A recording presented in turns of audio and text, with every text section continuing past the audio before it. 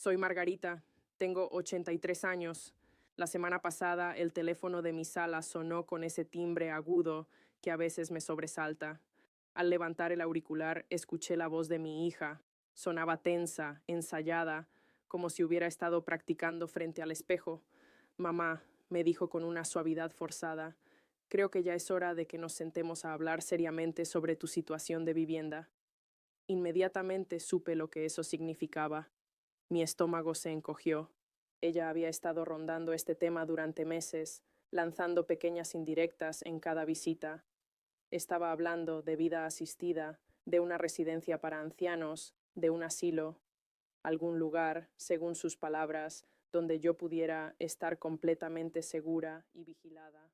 Hoy he decidido abrir mi corazón y contarte la verdad desnuda sobre lo que he aprendido acerca de envejecer, de la fragilidad y de necesitar ayuda. Porque las opciones de las que todo el mundo habla constantemente, mudarte con tu familia, gastar tus ahorros en cuidadores privados o resignarte a ir a una residencia, no son las únicas opciones que existen. Y, para ser brutalmente honesta, a veces ni siquiera son buenas opciones. Si eres una mujer más joven, es muy probable que estés empezando a tener estos mismos pensamientos aterradores sobre tus propios padres.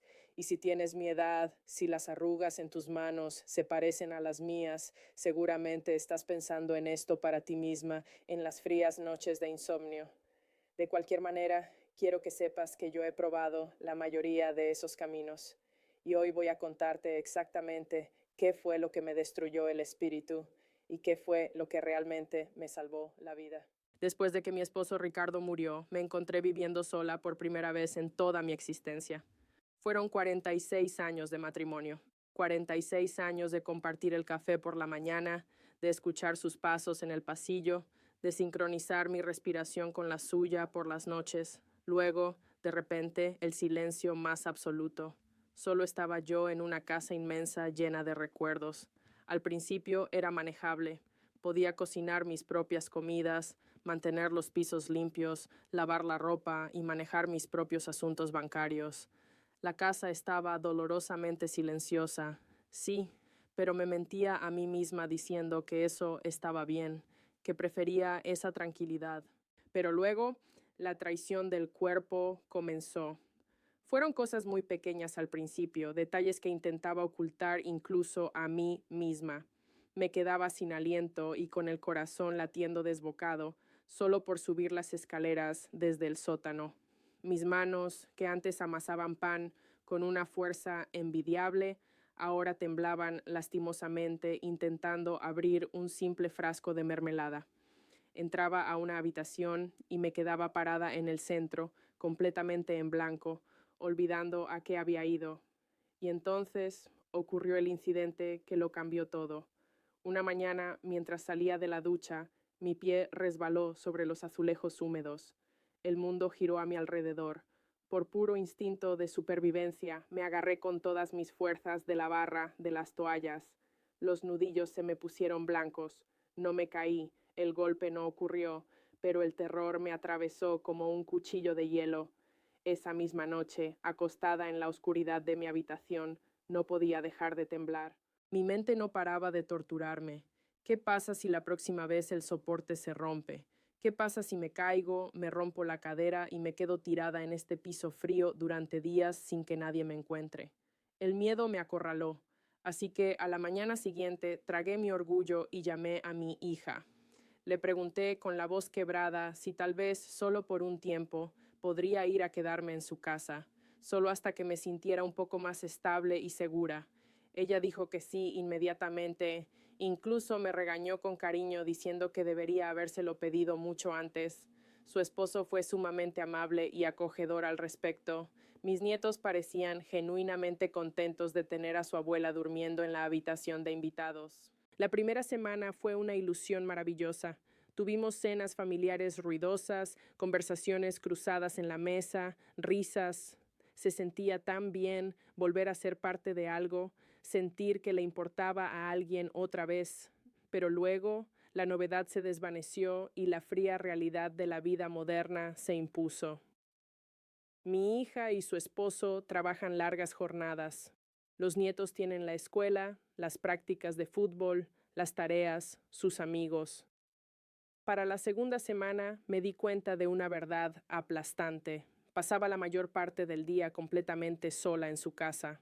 Estaba tan sola como lo había estado en mi propio hogar, con la enorme diferencia de que ahora estaba sola en el espacio de otra persona.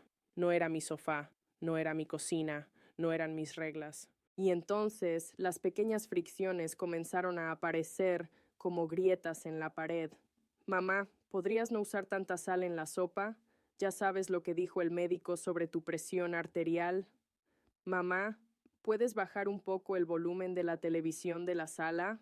Los niños están intentando concentrarse en su tarea de matemáticas. Mamá, nosotros saldremos a cenar con unos amigos el sábado por la noche. Estarás bien aquí tú sola, ¿verdad? Quiero aclarar algo. Ellos no estaban siendo crueles, no eran malas personas, simplemente estaban viviendo sus vidas aceleradas y yo me había convertido en un obstáculo en su camino, un mueble frágil con el que tenían que tener cuidado de no tropezar. La estocada final llegó una tarde de martes. Estaba en el pasillo cuando escuché a mi hija hablando por teléfono con su hermana en la cocina. Su voz sonaba exhausta. Sé que tenerla aquí es lo correcto, de verdad lo sé, pero honestamente es agotador. Ya ni siquiera puedo ir al supermercado tranquila sin estar preocupándome por si ella dejó la estufa encendida o si se tropezó con la alfombra. Siento que tengo un tercer hijo. Yo no debía escuchar eso, pero lo hice. Me apoyé contra la pared, cerré los ojos y sentí que el corazón se me hacía pedazos. En ese instante tuve una revelación dolorosa. Mudarte y vivir con tu familia no te hace sentir menos sola. De hecho, a veces empeora la soledad, multiplicándola por 1000, porque estás rodeada de personas que amas profundamente, pero te sientes completamente invisible y, lo peor de todo, te sientes como una carga pesada que arruina sus días. Después de 3 meses exactos, empaqué mis maletas y le dije a mi hija que me iba a casa. Ella lloró, me rogó que me quedara, le preocupaba que no estuviera segura, pero me mantuve firme. Necesitaba mi propio espacio, incluso si era un espacio solitario. Necesitaba recuperar mi dignidad y dejar de sentirme como un problema a resolver. De vuelta en mi casa, respiré el polvo de mi propia independencia y sentí alivio. Pero la realidad de mi fragilidad física seguía allí, acechándome. Las escaleras se estaban volviendo cada vez más empinadas. Cocinar una simple comida me dejaba tan exhausta que a veces prefería no comer. Se me caían los vasos de las manos. Una tarde, intentando cambiar una simple bombilla fundida en la cocina, mis manos empezaron a temblar con tanta violencia que tuve que rendirme, bajarme del pequeño taburete y simplemente quedarme parada en la penumbra. Miré mis manos arrugadas y pensé, así es como sucede, así es como, lentamente, dejas de poder cuidarte a ti misma. Desesperada por encontrar una solución que no implicara abandonar mi hogar, busqué ayuda externa. Contraté a una mujer para que viniera unas cuantas veces por semana a limpiar, cocinar y hacerme los recados. La primera se llamaba Patricia. Era una mujer agradable, de unos 50 y tantos años, sumamente eficiente.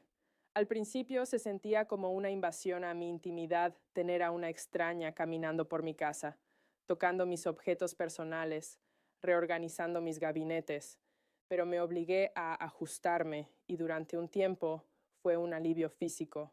Pero entonces empezaron a llegar las facturas. Incluso la ayuda a tiempo parcial costaba casi $3,000 al mes. Mi cheque de seguridad social cubría, con suerte, una tercera parte de eso. Tenía mis ahorros de toda la vida, sí, pero ver cómo esa cuenta bancaria se vaciaba drásticamente mes tras mes me provocaba ataques de pánico. Sabía que no podría sostenerlo a largo plazo.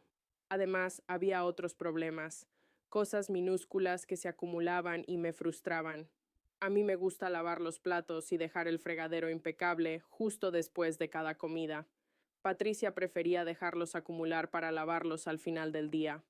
A mí me gusta que mis toallas de baño se doblen en 3 partes perfectas. Ella tenía su propio sistema rápido y desprolijo. Pequeñas diferencias, sí, pero me enfurecían. Me enfurecían porque era mi casa, pagada con el sudor de mi esposo y el mío, y de repente me encontraba ajustándome a las preferencias y horarios de una empleada en mi propio santuario. Luego, Patricia tuvo una emergencia familiar y se fue. Tuve que empezar de cero. Contraté a alguien nuevo, una persona diferente, con hábitos diferentes, con un olor diferente en mi casa. La tercera cuidadora duró apenas un mes. La cuarta renunció a las 2 semanas. Cada vez que una nueva desconocida entraba por mi puerta, tenía que gastar mi escasa energía en explicar todo otra vez. ¿Dónde guardo las ollas? ¿Cómo me gusta el té? ¿A qué hora tomo mis medicinas? Estaba emocionalmente agotada, perdiendo mi privacidad y encima gastando un dinero que me llevaría a la ruina. Así que, con gran pesar, cancelé el servicio. Me había quedado sin opciones, o al menos eso fue lo que pensé. Mi hija, siempre buscando soluciones, encontró un lugar, una residencia de vida asistida a unos 20 minutos de mi casa. Costaba los mismos $3,000 al mes, pero estaba impecablemente limpia. Tenía una excelente reputación y, lo más importante para mi hija, contaba con personal médico uniformado las 24 horas del día. Me suplicó que lo probara. Solo por un mes, mamá. Solo para ver si te gusta. Acepté. Acepté principalmente porque estaba mortalmente cansada de luchar contra la corriente yo sola. El día que me mudé a la residencia se sintió surrealista. Era como registrarme en un hotel bastante decente, con la oscura excepción de que sabía que nunca iba a hacer el checkout. Mi habitación era pequeña, aséptica, con paredes de colores neutros. Estaba limpia, sí, pero era completamente impersonal. No tenía el olor a madera vieja de mi casa, ni las marcas en el marco de la puerta donde medía a mis hijos. Los primeros 3 días no fueron un infierno. Conocí a otros residentes en las salas comunes, señoras amables con las que jugué a las cartas, viudos silenciosos con los que compartí el comedor. La comida era institucional, pero decente. Sin embargo, al final de la primera semana, empecé a sentir que me asfixiaba. Empecé a sentirme como un animal en un zoológico de lujo. Todo estaba cronometrado. Te despertaban a las 6:30 de la mañana. El desayuno se servía estrictamente a las 7:30, el almuerzo al mediodía en punto, y la cena se servía a las 5 de la tarde. En toda mi larga vida jamás había cenado a las 5 de la tarde. Me parecía una hora ridícula, pero allí esa era la regla y tenías que sentarte a comer. A mí siempre me ha gustado leer novelas hasta altas horas de la noche, sumergida en el silencio, pero allí, a las 9 en punto, las luces de los pasillos principales se atenuaban. Si los guardias nocturnos veían un rayo de luz escapando por debajo de mi puerta, tocaban suavemente. Señora Margarita, ya es hora de dormir. Por favor, apague la luz. Tengo 83 años. He estado tomando mis propias decisiones, pagando mis propios impuestos y criando seres humanos durante 8 décadas. Y ahora una completa extraña uniformada me estaba dando órdenes sobre a qué hora debía cerrar mis propios ojos. Era humillante. El clímax de mi encierro ocurrió una noche de martes. Quería salir a caminar un poco por los jardines exteriores de la instalación. Era una noche de primavera hermosa, el aire olía fresco, el cielo estaba salpicado de estrellas y necesitaba sentir el viento en la cara. Me puse mi suéter y me dirigí hacia las puertas dobles de cristal de la entrada principal. Inmediatamente un miembro del personal de seguridad se interpuso en mi camino. Lo siento mucho, señora Margarita. El tiempo de recreación al aire libre terminó a las 7 en punto. Intenté razonar con él. Le dije que solo iba a caminar unos minutos, que necesitaba aire. Me miró con esa lástima profesional y me respondió: política de seguridad. Son las reglas por su propio bien. Política de seguridad. Esas 3 palabras resonaron en mi cabeza y se convirtieron instantáneamente en los barrotes de mi prisión. La ironía más cruel de toda esta situación era que yo ni siquiera estaba tan enferma. Mis piernas funcionaban. Podía caminar sin andador. Mi mente estaba afilada como un cristal. Podía mantener conversaciones complejas y bañarme sola. Pero allí estaba yo, siendo tratada y viviendo como si hubiera perdido absolutamente todo derecho a mi independencia y al libre albedrío. No aguanté el mes. A las 3 semanas de estar allí, llamé a mi hija desde el teléfono de mi habitación. Le dije que hiciera los papeles porque me iba a mi casa. Ella entró en pánico. Mamá, por favor, dijiste que le darías un mes. ¿Estás segura allí? Yo la interrumpí con una firmeza que no me conocía desde hace años. Esto no es vivir, cariño. Esto es esperar la muerte en un horario programado. Prefiero 1000 veces luchar y tropezarme en mi propia casa, siendo libre, que estar cómoda y segura dentro de una jaula. El día que crucé esas puertas de cristal hacia el exterior, con mis maletas, el sol me pareció más brillante que nunca. El aire me llenó los pulmones. Era libre otra vez. Había recuperado mi soberanía, pero la cruda realidad me estaba esperando en el pórtico de mi casa. Estaba libre, sí, pero los problemas no se habían evaporado mágicamente. Seguía siendo una anciana que vivía sola. Seguía sintiéndome débil al subir las escaleras. Seguía dejando caer los platos de vez en cuando. Seguía sintiendo pánico cada vez que el suelo de la ducha estaba resbaladizo. Había agotado todas las opciones del manual. Había probado la familia, había probado a las cuidadoras, había probado el asilo. Nada de eso había funcionado para mí. Durante varios días me sumí en una tristeza profunda. Me sentaba junto a la ventana, observando el vecindario en silencio, tratando desesperadamente de descubrir qué iba a hacer con el resto de mis días. Y entonces un milagro disfrazado de cotidianeidad ocurrió. Una tarde me armé de valor y caminé lentamente hacia la pequeña tienda de abarrotes de la esquina. Ya no iba al supermercado grande, estaba demasiado lejos para mis piernas cansadas. Mientras caminaba por la acera, pasé junto a la casa de mi vecina Sara, que vive a 2 puertas de la mía. Sara es una mujer joven, de unos 40 años, madre soltera. Siempre la veía salir corriendo por las mañanas, con el ceño fruncido y aspecto de estar a punto de colapsar por el estrés. Ese día en particular, ella estaba caminando de un lado a otro en su pequeño jardín delantero, pegada a su teléfono celular. Su voz estaba al borde del llanto. No puedo pedir salir temprano del trabajo otra vez. Mi jefe ya me dio un ultimátum la semana pasada. No sé qué hacer, no tengo a quién mandar. Colgó el teléfono y se frotó la cara con ambas manos, derrotada. Yo conocía su situación. Trabajaba a tiempo completo para mantener su casa y tenía una niña pequeña, Emma, de unos 7 u 8 años. Normalmente yo soy de las personas que no se entrometen en los asuntos ajenos, pero al ver la desesperación pura en el rostro de esa madre, mis pies se movieron solos hacia ella. Me acerqué a su cerca. Disculpa, eres Sara, ¿verdad? Le dije con voz suave. Ella levantó la vista, sobresaltada, limpiándose una lágrima rebelde. Sí, señora. Yo le sonreí, tratando de transmitirle paz. Escuché sin querer tu conversación. Si alguna vez te encuentras en un apuro y necesitas que alguien de confianza recoja a tu niña de la escuela, yo de todos modos salgo a caminar a esa hora y paso justo por esa calle todos los días. Sara me miró con los ojos muy abiertos, casi horrorizada por la idea de ser una carga. Oh, Dios mío, no, señora Margarita. Jamás podría pedirle que haga un esfuerzo así por mí. Me enderecé, levanté la barbilla y la miré a los ojos. No me lo estás pidiendo, Sara, te lo estoy ofreciendo yo. Hubo un silencio largo. Ella dudó, luchando entre su orgullo y su desesperación. Finalmente, la necesidad ganó. ¿Está usted completamente segura?, me preguntó con la voz temblorosa.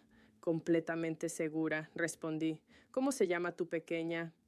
Emma, suspiró con alivio. Está en 2º grado. Perfecto. Estaré en las puertas de la escuela mañana a las 3 de la tarde en punto. Y así fue como comenzó la verdadera salvación de mi vida. Al día siguiente caminé hasta la escuela. Las campanas sonaron y vi salir a Emma. Me presenté, le dije que su mamá me había enviado. Esa niña preciosa, con su mochila rosa, no dudó un segundo y deslizó su pequeña y cálida mano dentro de la mía. Caminamos juntas de regreso a casa. Durante esas 3 cuadras ella no paró de parlotear. Me habló de su maestra, de las peleas con sus amiguitas en el recreo, de un proyecto de ciencia sobre dinosaurios en el que estaba trabajando. Su energía me inundó el alma. Cuando Sara llegó a casa del trabajo a las 5 de la tarde, tocó a mi puerta. Al abrir, la vi parada allí con un plato de comida casera caliente envuelto en papel aluminio. Por favor, Margarita, acepte esto para su cena, me dijo con una sonrisa tímida. Yo intenté rechazarlo educadamente. No tienes que hacer esto, querida. Recoger a Emma es un placer para mí. Pero Sara me detuvo. Usted me está salvando la vida. Por favor, déjeme ayudarla a usted también. Esa tarde, el trato quedó sellado en el universo. Se convirtió en nuestra sagrada rutina. Yo recogía a Emma todos los días a las 3. Sara me dejaba la cena un par de veces por semana, ahorrándome la fatiga de cocinar. Pero la magia no se detuvo allí. Comenzó a expandirse. Cuando el esposo de Sara regresaba de sus viajes de trabajo esporádicos, venía a mi casa sin que yo se lo pidiera. Arregló el grifo de mi cocina que llevaba meses goteando y taladrándome el cerebro. Cambió todas las bombillas altas a las que yo ya no podía alcanzar por miedo a caerme. Sara se sentó conmigo una tarde y, con muchísima paciencia, me enseñó a configurar los pagos de mis facturas por internet para que no tuviera que caminar hasta el banco en los días de lluvia. También me enseñó a pedir los paquetes de comestibles pesados por aplicación para que me los dejaran directamente en la puerta. Por su parte, la pequeña Emma llenó mi casa de vida. Comenzó a dibujar retratos míos y de mis pájaros, dibujos llenos de colores brillantes que ahora adornan la puerta de mi refrigerador. Empezó a llamarme Doña Margarita, con un respeto y un cariño que me derretían el corazón. Una tarde de domingo, Sara estaba sentada en mi sala tomando un té. Me miró a los ojos con una sinceridad aplastante y me dijo, ¿sabe una cosa? Usted realmente ha cambiado nuestras vidas, Margarita. Antes de que usted ofreciera su ayuda, yo sentía que me estaba ahogando todos los días. Le devolví la mirada, sentí que mis ojos se humedecían y le respondí desde el fondo de mi alma. Tú no lo sabes, mi niña, pero ustedes también cambiaron la mía. Yo había olvidado por completo lo que se sentía ser verdaderamente útil. Y esa era la pieza que faltaba en el rompecabezas de mi vejez. Eso era exactamente lo que había estado extrañando con tanta agonía.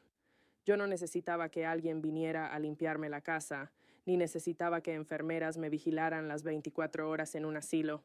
Yo necesitaba seguir importando. Necesitaba levantarme por la mañana sabiendo que todavía tenía algo valioso que dar al mundo. Ahora quiero ser muy responsable al decir esto. No estoy afirmando que mi arreglo vecinal sea la solución mágica universal para todas las personas mayores. Cada cuerpo envejece diferente. Tal vez tu situación médica sea mucho más delicada que la mía.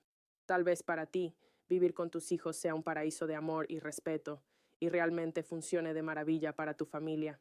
Pero esto es lo que yo aprendí a base de lágrimas y ensayo. La sociedad nos hace creer que solo tenemos 2 caminos extremos. Nos dicen que tienes que elegir entre ser total y absolutamente independiente y fuerte, o ser total y absolutamente dependiente e inútil en una institución. Pero es mentira. Hay un inmenso y hermoso espacio en el medio. Aprendí que puedes aceptar ayuda para las cosas que ya no puedes hacer físicamente, sin tener que renunciar al control absoluto de tu vida y tus horarios. Aprendí que puedes contribuir y ser vital para otras personas sin tener que agotarte física y mentalmente. Y por encima de todo, aprendí que la verdadera comunidad importa infinitamente más que el dinero. Gasté miles y miles de dólares de mis ahorros pagando a cuidadoras privadas, y aún así, sentada en mi propia sala, me sentía como el ser humano más solo del planeta. Ahora, Apenas gasto dinero en ayuda y me siento más profundamente conectada, amada y protegida de lo que me he sentido en 15 años de viudez. Porque, escúchame bien, el dinero puede comprar servicios impecables, puedes pagar para que laven tus sábanas y cocinen tus vegetales, pero el dinero, por mucho que tengas, jamás podrá comprar relaciones humanas genuinas. Sara no cuida de mí, no me trae comida caliente y no se preocupa por mi salud porque le estoy emitiendo un cheque a fin de mes. Ella me ayuda porque yo la ayudo. Nos sostenemos mutuamente. Eso es completamente diferente. Al descubrir este equilibrio, me di cuenta de que todavía tengo tesoros invaluables para ofrecer. Ya no tengo la fuerza para cargar bolsas pesadas de supermercado, es cierto, pero tengo algo que las personas jóvenes en este mundo acelerado no tienen. Tengo tiempo. Tengo un océano de tiempo. Tengo la paciencia de un siglo. Tengo la experiencia para saber que una rabieta de una niña de 7 años no es el fin del mundo. Puedo acompañar a esa niña a casa de forma segura, tomar su mano y escucharla hablar sobre dinosaurios durante media hora. Puedo sentarme a escuchar a una madre soltera que necesita desahogarse de su jefe sin juzgarla ni interrumpirla. La edad, las canas, las arrugas no te hacen inútil. Simplemente cambian el tipo de cosas que tienes para ofrecer. El valor de tu moneda cambia, pero sigues siendo rica. Tengo 83 años. Es cierto que vivo sola en los papeles del censo, pero te aseguro que ya no estoy sola. Y lo más liberador de todo es que he dejado de sentarme en mi sillón a esperar con terror el día oscuro en que mi cuerpo falle y no pueda manejar mi vida. He dejado de preocuparme por el final. Estoy viviendo el presente. Estoy viviendo hoy, esta misma tarde, bajo mis propios términos, en mi propia casa, cenando a la hora que me da la gana. Tal vez, tal vez la vida me alcance y un día mis piernas dejen de funcionar por completo. Tal vez llegue la mañana en que necesite asistencia médica constante y termine, después de todo, ingresando en esa residencia que tanto odié. No lo sé, nadie conoce su destino. Pero por ahora, por el tiempo que me quede, estoy exactamente donde quiero estar. Estoy aquí en mi hogar, siendo dolorosamente útil para mis vecinos, estando profundamente conectada con mi entorno y siendo, sin pedirle disculpas a nadie, yo misma. Estoy inmensamente agradecida por el atrevimiento que tuve aquella tarde al acercarme a la cerca de mi vecina. Estoy agradecida por Sara, por sus comidas y por la sonrisa de Emma. Estoy agradecida por esta red invisible de personas que se preocupan genuinamente por si el foco de mi cocina está encendido. Pero sobre todo, estoy agradecida conmigo misma. Estoy agradecida de no haberme rendido cuando la frustración me consumía. Estoy orgullosa de haber escapado de las opciones tradicionales que me asfixiaban y de haber tenido la rebeldía suficiente para seguir buscando hasta crear una forma de vida que realmente encajara con la mujer que soy. Si has llegado hasta aquí, quiero darte las gracias de todo corazón. Gracias por sentarte frente a esta pantalla, por regalarme tu tiempo y por tener la paciencia de escuchar a una anciana contarte cómo descubrió la manera de envejecer sin desaparecer en el intento. Si esta historia te ha movido algo por dentro, si quieres volver a sentarte conmigo otro día, quiero que sepas que aquí estaré. Seguiré en esta misma casa, todavía trabajando en mí misma, todavía encontrando mi propio camino. Y mientras tanto estés donde estés, seas joven o mayor, por favor, cuídate mucho. Cuídate, ámate y respeta tu propia libertad, sea cual sea la forma que eso tenga para ti hoy.